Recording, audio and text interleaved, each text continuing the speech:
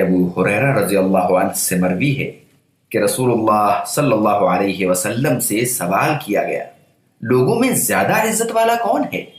آپ صلی اللہ علیہ وسلم نے فرمایا، اللہ سے سب سے زیادہ ڈرنے والے۔ صحابہ اکرام نے فرمایا، ہم اس سے متعلق سوال نہیں کر رہے ہیں۔ آپ صلی اللہ علیہ وسلم نے فرمایا، لوگوں میں سب سے زیادہ عزت والے اللہ کے نبی یوسف علیہ السلام تھے۔ صحابہ نے کہا، ہم اس بارے میں بھی سوال نہیں کرتے۔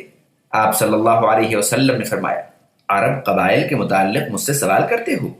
لوگ کئی قبائل پر مشتمل ہیں، ان میں سے جو دور جاہلیت میں بہتر تھے وہ اسلام میں بھی بہتر ہیں، وہ اسلام میں بھی بہتر ہیں اگر وہ دین کو سمجھیں۔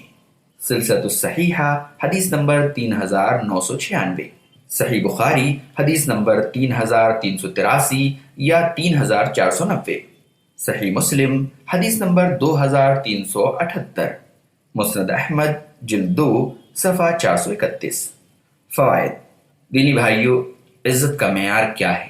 آئے دن ہم دیکھتے ہیں، ہمارے گھروں میں دیکھتے ہیں کہ جو زیادہ پیسے والا ہے، جس کے پاس زیادہ گاڑی بنگلے مکانات ہیں، اچھی جاب ہے، ہم اسے عزت والا سمجھتے ہیں۔ یقینی طور سے اگر کسی کے پاس پیسے ہیں، دولت ہے، بنگلہ ہے، گاڑی ہے، اور اگر وہ دیندار بھی ہے، اللہ کے دین کا پابند بھی ہے، متکبر نہیں ہے، جھوٹا نہیں ہے، غریبوں کی، مسکینوں کی، مجبوروں کی مدد کرنے والا ہے، تو یقیناً وہ بہتر ہے۔ لیکن پیارے حبیب صلی اللہ علیہ وسلم نے وضاحت فرما دی کہ دنیا و آخرت کی عزت و کرامت کے لیے دین کا سمجھنا، اس میں فقاہت و مہارت حاصل کرنا بے حد ضروری ہے۔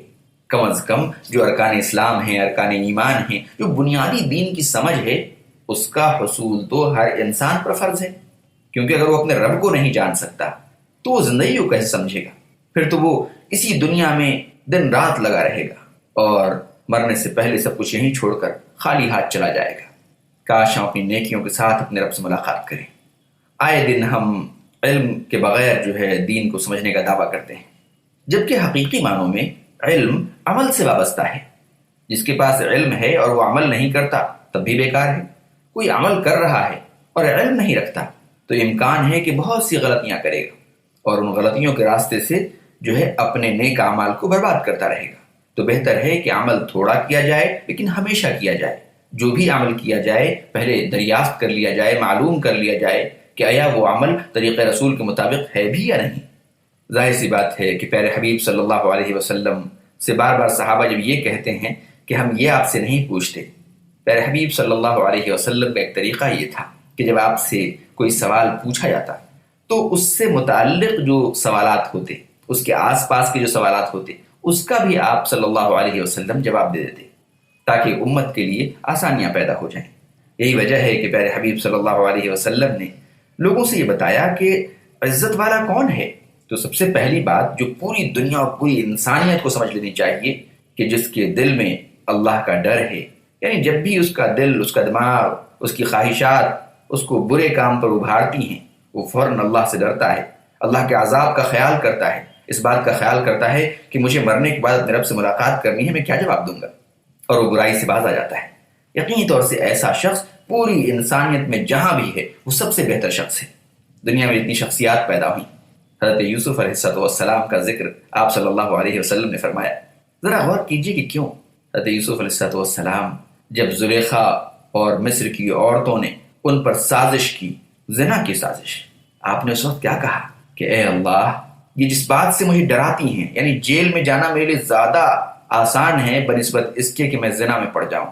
آج ہمارے پورے معاشرے میں عورت اور زنا کا ایک ایسا منفی تصور قائم ہو گیا ہے کہ کاش ہم عورتوں کو بیٹی، بہو، بیوی اور ماں کی حیثیت سے عزت دیتے اور ان کی بے عزتی نہ کرتے، ان کو بازاری عورت بنا کر یا ان کے بارے میں بغیر جائز رشتوں کے، ناجائز تصورات کے بارے میں کاش ہم اس بات پر غور کرتے۔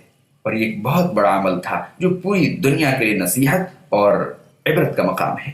اس لیے پیارے حبیب صلی اللہ علیہ وسلم نے حضرت یوسف کو اتنا عظیم بتایا۔ ایک بات اور اس میں فرمائی کہ قبائل عرب میں جو اسلام لانے سے پہلے بہتر تھے وہ بعد میں بھی بہتر ہوں گے۔ ایک اصول قائم کر دیا آپ صلی اللہ علیہ وسلم نے کہ دنیا کی کسی بھی خطے میں کہیں کا بھی کوئی انسان ہو، آپ دیکھیں گے کہ جو اچھی فطرت کا ہوتا ہے، اچھی سرشت کا ہوتا ہے، وہ جب کسی اچھی چیز کو اپنا لیتا ہے تو اس کے اندر مزید اچھائیاں آتی ہیں، اور کئی بار دیکھا گیا ہے کہ بری سرشت کا آدمی، برا آدمی، کئی بار اچھی چیزیں حاصل کرنے کے بعد بھی اس کے اندر وہ خوبیاں نہیں آ پاتی۔ ساتھ ہی اس حدیث میں یہ بھی بتایا جا رہا ہے کہ جس کو اللہ نے عزتوں سے نوازا ہے، عظمتوں سے نوازا ہے، حکومتوں سے نوازا ہے، اگر کسی سماج کے کسی علاقے کے لوگوں میں اللہ کا دین داخل ہوتا ہے تو اس کی اس عزت کو مزید بڑھایا جائے، اس کو گھٹایا نہ جائے۔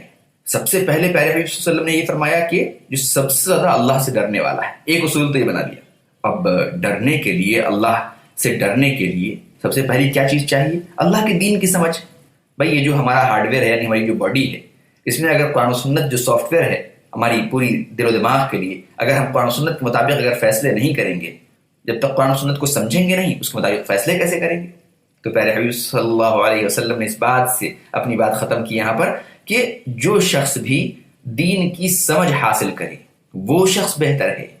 تو جو گروپ بھی یہ چاہتا ہے کہ وہ بہتر کہلائے اور بہتر قائم رہے ہمیشہ اللہ کے نظر میں بھی، تو بغیر دکھاوے کے وہ اپنے اندر دین کی فہم پیدا کرے۔ جس گھر کو یہ خواہش ہو کہ اس کا گھر محلے کا سب سے بہتر گھر کہلائے، تو اس کو چاہیے کہ وہ اپنے محلے میں سب سے زیادہ دین کی سمجھ رکھنے والے افراد کو اپنے گھر میں جگہ دے، اپنے اندر دین کی سمجھ پیدا کرے۔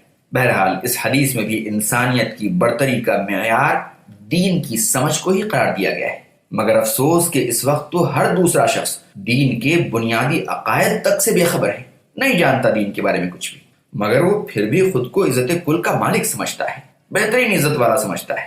کاش ہم عزت و ذلت کے اس معیار کو اپنے سامنے رکھتے۔ اللہ ہماری اصلاح فرما دے، آمین۔